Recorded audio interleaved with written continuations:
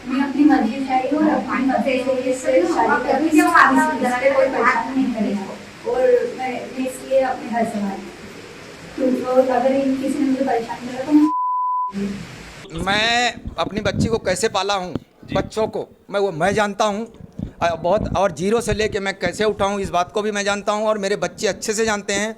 मेरे बच्ची के साथ कुछ ऐसा हुआ है जिसकी अभी जानकारी पूरी निकालने में काफ़ी टाइम लगेगा, और उस टाइम के लिए मैं थोड़ा सा समय लेना चाहूँगा। बशर्ते ये है कि बच्ची बिल्कुल इस शादी को वो नहीं है, और मैं भी तैयार नहीं हूँ। बशर्ते बच्ची का पूरा माइंड, पूरी सारी चीज़ों का जांचे होना चाहिए, और उसको बच्ची को कम से कम एक हफ्ते के लिए एक पिता या आप खुद रखें अलग अपने पास कस्टडी में। इस बार मैं मांग करता हूं कि आप पिता के ना पास भेज के आप अपने पास अकेला उसको रखें 24 घंटे, और मैं भी बैठा हूं 24 घंटे। ये लगता है करण को आप जानते थे? कतई करण को कोई भी नहीं जानता था। लड़की भगी किसी और के लिए, बीच में एंट्री किसी और की हुई, बीच में किसी एंट्री और हुई।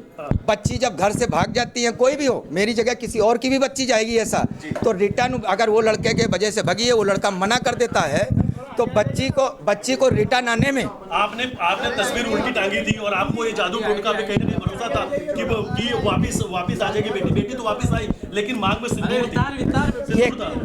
ये केस जो है ना, कई एंगलों से मुड़ा है, जिसकी अभी मैं पूरी जानकारी जब तक नहीं ले लूं, जब तक मैं बताने में असमर्थ हूं। बाकी इस शादी को मैं मानने के लिए कतई तैयार नहीं हूं, और इस शादी के लिए मैं जहां तक बाप होने के नाते मेरी ताकत होगी। आपको क्या लगता है कि बेटी को गुमराह किया, आपकी बेटी को कुछ गुमराह किया? 100% फंसाया गया कि आपकी बेटी को ऐसा अगर नहीं मानी तो फिर बेटी का 10 दिन बाद अगर वो बोल देती है, 10 दिन बाद बोल देती है कि नहीं मैं इसी से शादी करूंगा, तो ये बाप का वादा है कि बड़े धूमधाम से तेरी शादी करेगा। और हाँ, उसी लड़के से अगर बच्ची बोल देगी 10 दिन बाद बच्ची बोल देती है कि मैं इसी लड़के से शादी करूंगा पापा, तो पापा बिल्कुल बेटी तैयार है, तेरे को 22 साल माना है और धूमधाम से शादी तेरी करेगा, भरपूर करेगा, और तेरा स्वागत है पापा के घर पे। आप अपनी बेटी को धूमधाम तरीके से आप विदा करेंगे? बिल्कुल, 10 दिन बाद अगर वो बोल देती है तो। अच्छा, करण से आपकी कुछ, क्योंकि आप अपनी बेटी को लेने गए थे, करण तक कुछ बात हुई थी आपकी इस दौरान? करण से बात हुई है, उसने बोला कि मैं रेलवे स्टेशन में मिला रतलाम में, ये जा रही थी, बेटी सुसाइड करने वाली थी। फिर मैंने उसको पकड़ा, उसको समझाया बुझाया कि बेटा एक काम कर कि पापा से फोन में बात कर ले। करण का ऐसा मेरे को बताना हुआ कि पापा से फोन पे बात कर ले बेटा बोली नहीं मैं नहीं, आप शादी करोगे क्या? ये तो वो बोला हाँ चलो कर लेते हैं। तो उसको ये बात सोचना चाहिए करण को कि जब आज इतने दिन से आज चलें बाहर। तो ये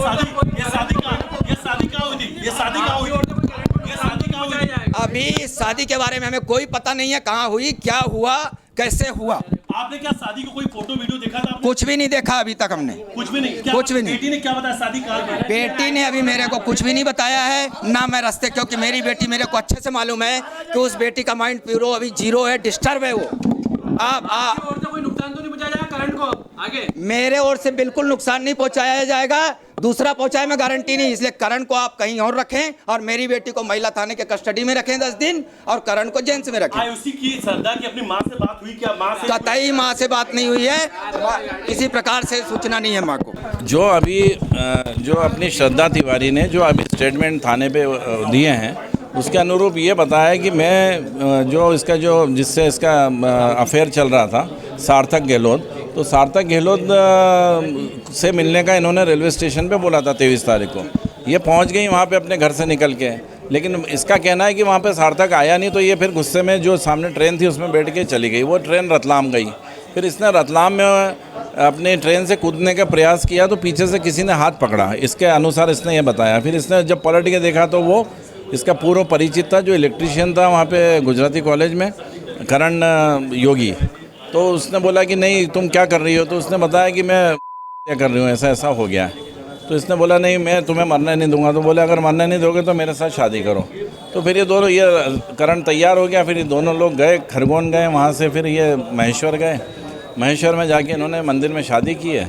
उसके बाद फिर ये अपने घर पालिया गया। पालिया में इसको घर वालों ने मना किया कि यहाँ मत आओ, तो वहाँ से ये मंदसौर चले गए। मंदसौर में फिर इन्हें इसकी जो लड़की है, इसने फिर अपने पिताजी को फ़ोन किया, माताजी को फ़ोन किया, कि मुझे वो दस्तावेज चाहिए, हमें ऑफिशियल रजिस्टर्ड मैरिज भी करना है और मैंने शादी कर ली करण से। तो फिर इसके पिताजी कार लेके गए और उसको लेके फिर यहाँ थाने आए। सर ये करण का सर इत्तेफाक है वहाँ पहुँचना, ये क्या है? अब ये इसके बारे में तो अभी विस्तृत पूछताछ होगी कि अचानक उस ट्रेन में ये कैसे मिला, करण कैसे मिला और अचानक इसको कैसे पहचाने।